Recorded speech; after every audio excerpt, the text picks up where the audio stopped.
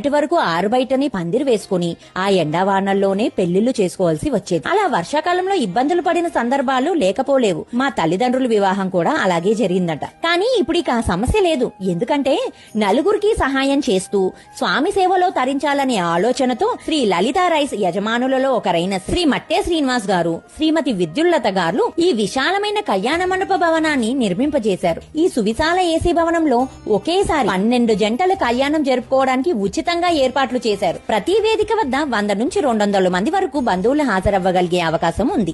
వివాహానికి కుర్చీలు, జంకానా, పెళ్లిపీటలు, కాడి, ఇతర వివాహ సామగ్రి, వధూవరులకు 2 గదులు, బాత్రూమ్ సౌకర్యం కూడా ఏర్పాటు చేశారు. అంతేకాకుండా నూతనంగా నిర్మించిన యాత్రికుల వసతి సముదాయంలోనే ఈ కళ్యాణ మండపం నిర్మించడంతో వివాహానికి వచ్చే వారికి సౌకర్యంగా ఉండేలా చూసుకున్నారు.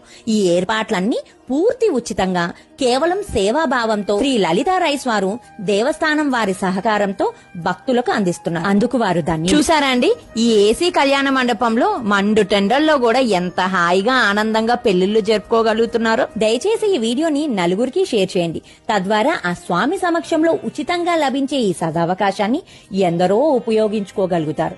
జై శ్రీమన్నారాయణ. మీ కవిత.